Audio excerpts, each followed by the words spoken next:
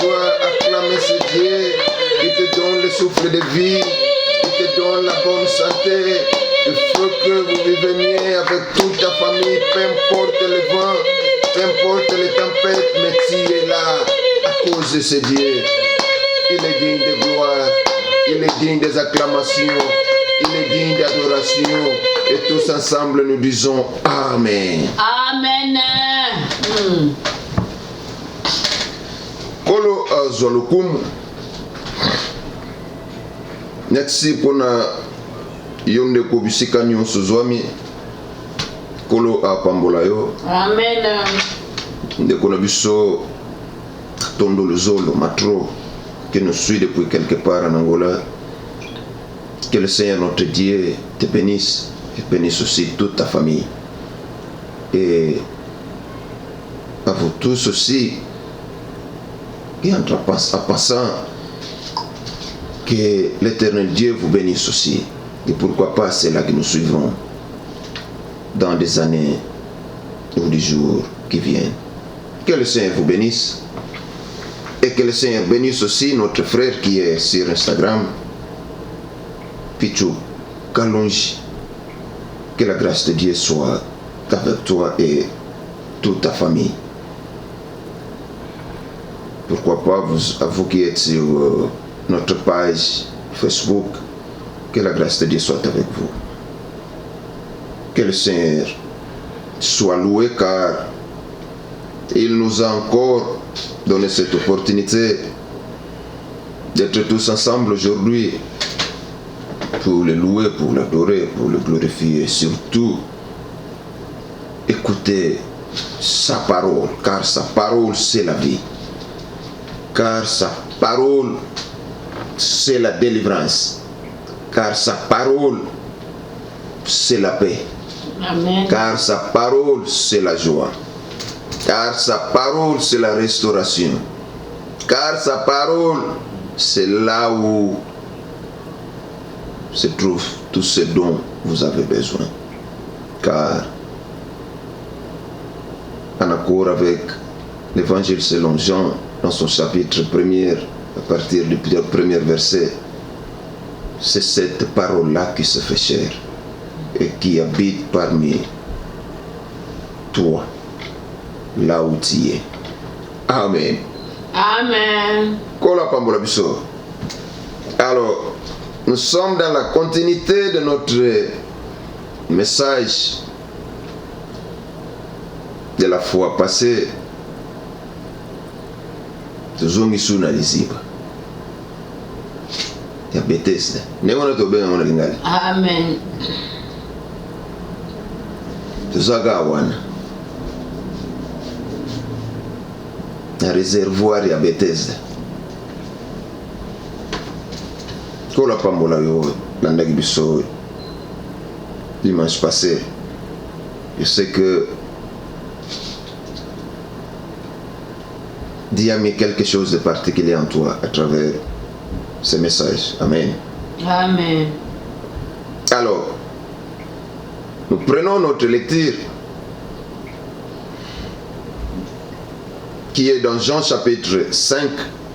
On va recommencer du verset 1er. Et nous allons nous arrêter au verset 10.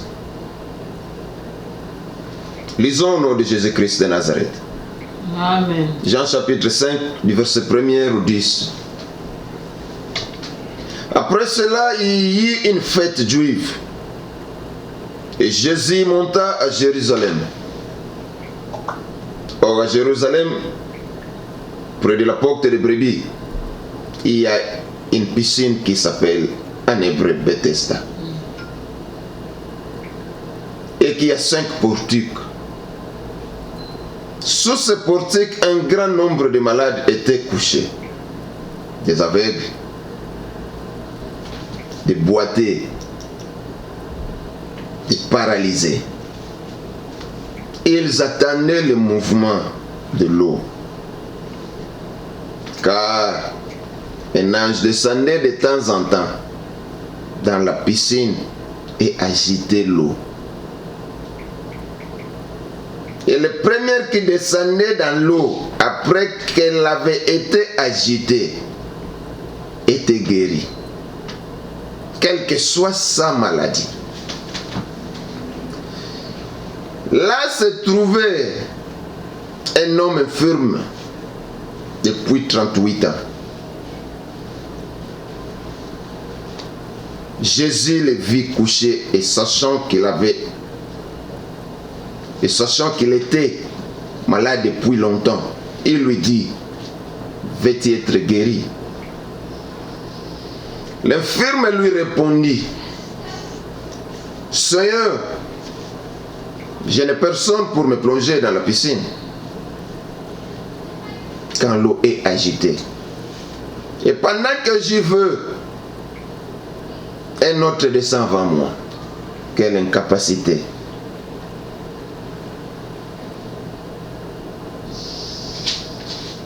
Lève-toi, lui dit Jésus. Prends ton brancard et marche. Il y a une version qui nous dit prends ton lit et marche. Amen. Aussitôt cet homme fut guéri. Il prit son brancard et se mit à marcher. C'était un jour de sabbat. Les Juifs dirent donc à celui qui avait été guéri, c'est le sabbat. Il n'était pas permis de porter ton brancard.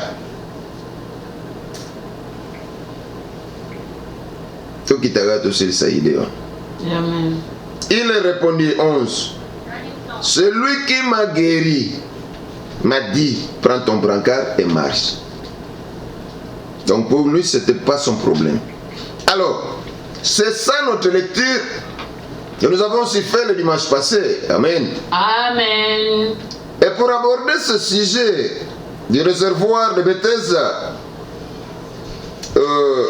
il nous a mis à cœur de partir depuis l'introduction de tout l'évangile selon Jean.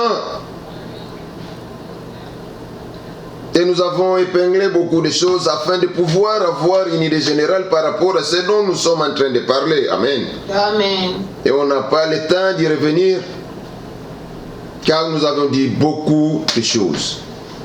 Alors, nous sommes toujours auprès de ce réservoir, de cette piscine de Bethesda. Nous sommes toujours sous ce portique. Alléluia. Amen. Là où ce grand nombre d'infirmes, des aveugles, des boités, des paralytiques, des boités, et cet homme de 38 ans se trouvait. Amen. Amen. Alors, s'il faut repartir un peu de là où nous sommes arrêtés le dimanche passé, nous avons dit ceci, que si tous ces infirmes représentaient l'état dans lequel le péché a placé l'homme, et cela nous pousse à comprendre quelque chose. On ne parle pas de l'infirmité physique. Amen. Amen, amen. Et l'histoire de ces gens démontre quelque chose d'autre, qui est comment le péché a placé l'homme dans un état terrible. Amen. Amen. Alors, c'est là où nous avons dit qu'il y en avait entre eux un homme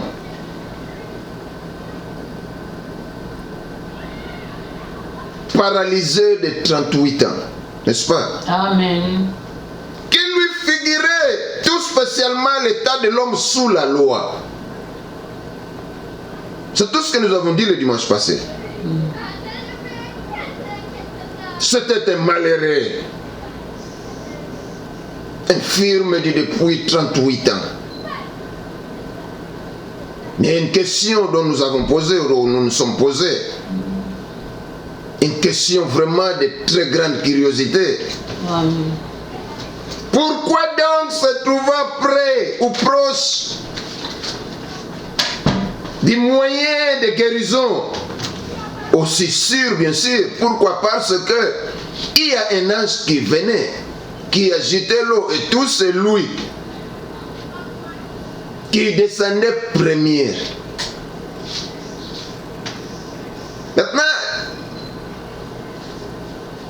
le fait de descendre premier aussi, c'est tout ce qui pose problème. Amen. Parce que si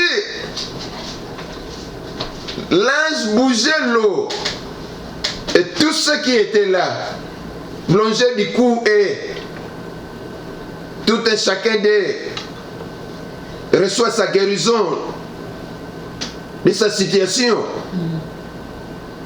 ça allait être une bonne chose. Amen. Mais ça n'allait pas être suffisant. Amen. Pourquoi? Nous allons y arriver.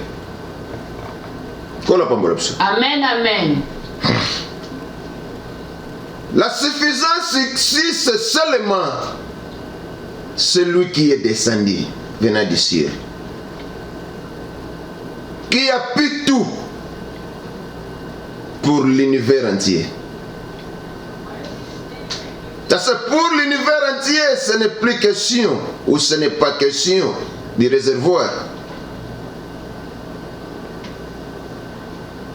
C'est la question de celui qui est descendu. Jésus. Amen. Cet homme, nous avons dit, pourquoi en étant proche du réservoir, un moyen, une source de guérison sûre,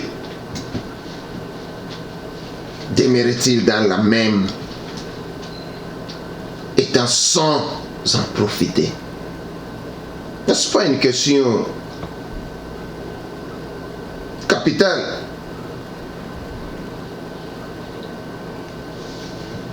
Maintenant, nous verrons que le remède que la bonté de Dieu lui offrait exigeait la force. Alors, comme la Bible nous dit, quand Jésus lui posa la question, sachant qu'il était là couché depuis longtemps, sachant sa situation aussi, alléluia. Amen. Mais qu'est-ce que ce monsieur va répondre? Seigneur, je n'ai personne pour me plonger dans la piscine. Est-ce que ceux-là qui plongeaient, qui les amenait pour les plonger? Maintenant, ce monsieur dit à Jésus, il n'a personne. Et cette réponse démontre l'incapacité de ce monsieur d'arriver jusque dans l'eau. Parce qu'il était dans l'endroit. Mais le problème était que quand l'ange bougeait l'eau, il doit plonger. Étant dans l'endroit, pas de capacité, pas de force de se faire noyer dans l'eau pour retrouver sa guérison. Amen, amen. Je n'ai personne pour me plonger dans la piscine. Et quand l'eau était agitée, bien sûr, et pendant que j'y vais, un autre descend avant moi. Alors, ça que zongi peut totali. Donc, ils allaient faire les cambas qu'on se montre kaginouanina. Amen. Amen. Amen. Amen. Zabongo. Et celui-ci a son affaire. Celui-là a son affaire. Siko yo lingi mutu musuna likamuna ye akota likamuna yo. Oya yemo kona na zola ngo solution te. Et vous êtes nombreux. Chrétiens. Soi-disant mwana nzambe. Oyebi kutu ekendaki boye ezongaki boye yo kaka okendaka na masolo epai ya bato mpo kaka bato bakotaka makambo na yo.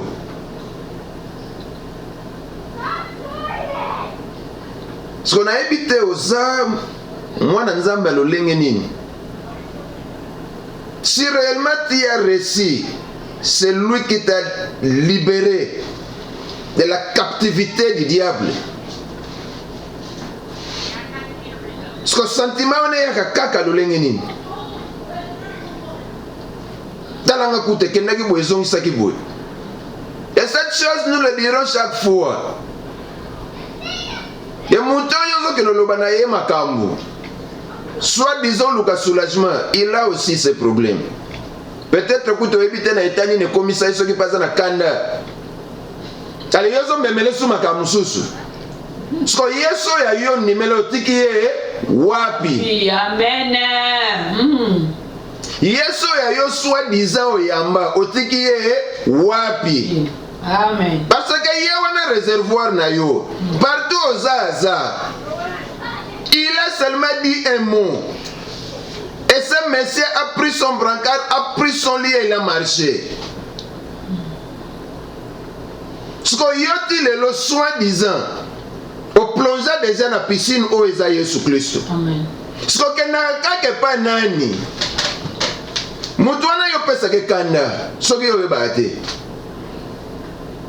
Moutouana, tant yo que na olobane makamuna yo. Envie à la solution. Atala qu'on a lu sa coin à 4 motema. Yo e bate. Amen.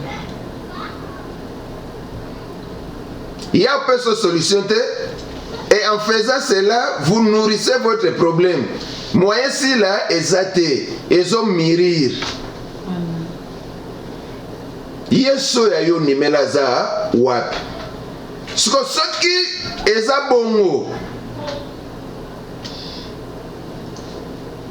Ce qu'il faut banda komitu.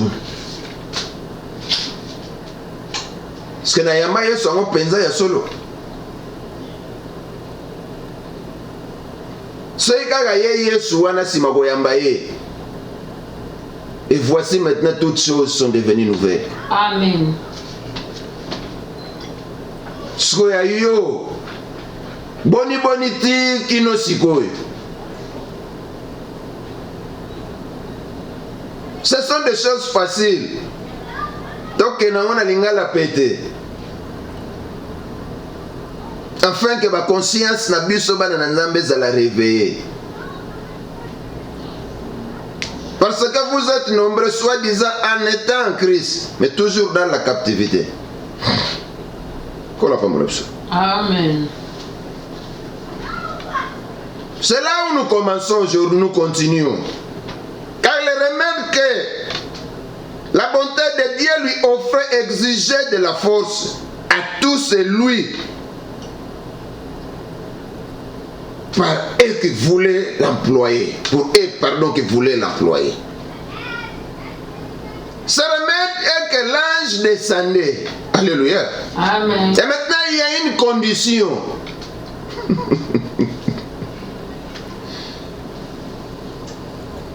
Tu dois descendre première dans l'eau.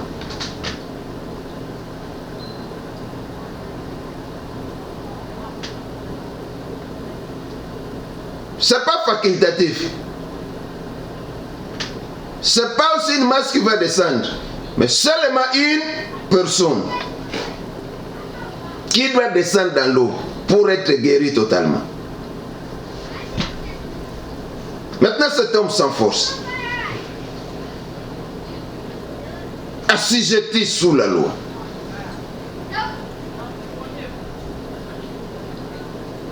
À chaque fois qu'il allait, il y avait toujours quelqu'un qui avait de la rapidité par rapport à lui. Tu dois être déchargé. Alléluia. Amen. En réalité, ce qui caractérisait précisément l'infirmité ou la maladie de ce malheureux homme de 38 ans, c'est quoi? C'était l'absence de force. Il n'avait pas de la force. Il ne pouvait rien faire. Parce que le péché, la loi, et aussi le makasi, et aussi le force, alléluia. Amen. Sans pour autant être déchargé, tu n'auras pas la force. Sans pour autant de se débarrasser, tu n'auras pas la force. Bien-aimé, la loi, ce n'est pas une bonne chose. La loi, ce n'est pas quelque chose.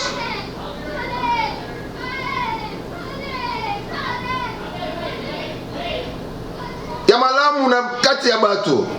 Alléluia. Amen. Et voyez ce que signifie la loi. C'est une règle juridique. Alléluia. Amen. Alors, pour un pays, par exemple, on parle de la Constitution. Et là, on parle d'un droit, où on parle du droit constitutionnel, qui est une branche du droit public. Alléluia. Amen. On n'entre pas dans la politique. On parle d'un droit public qui rassemble les règles juridiques relatives à la forme de l'État et à la constitution du gouvernement et des pouvoirs publics. Donc ce sont des lois qui régissent l'État tout entier. Amen. Amen. Et aussi à la partition ou participation des citoyens à l'exercice de ce pouvoir. Or, quand on parle de la Constitution, et le président de la République est sous ces lois. Et ce droit de la Constitution est sanctionné par un juge.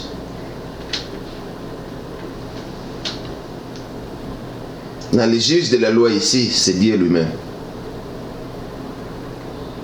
Comme il n'a jamais connu de péché, la loi n'a pas de l'influence sur lui. Amen. Amen. Amen, amen. Sous la loi, ce Messie n'avait pas de force. Si réellement son état est celui de tout homme vivant sous la loi, alors nous dirons que les moyens de guérison de Bethesda nous donnent l'image de cette loi.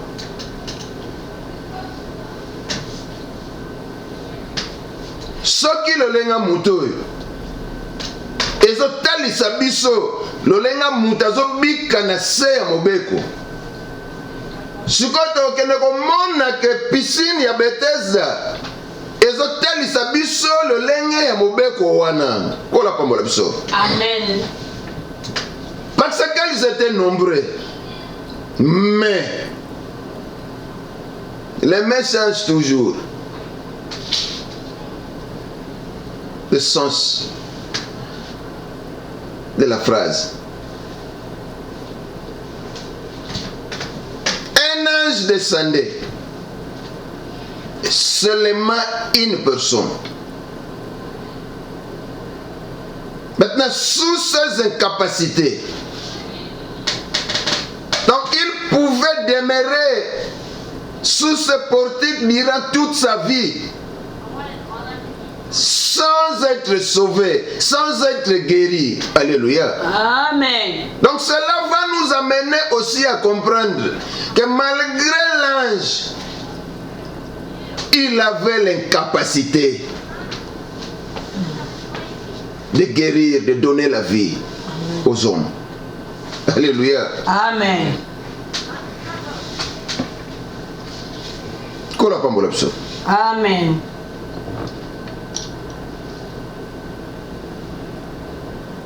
C'est pour cela nous disons que si réellement son état est celui de tout homme vivant sous la loi,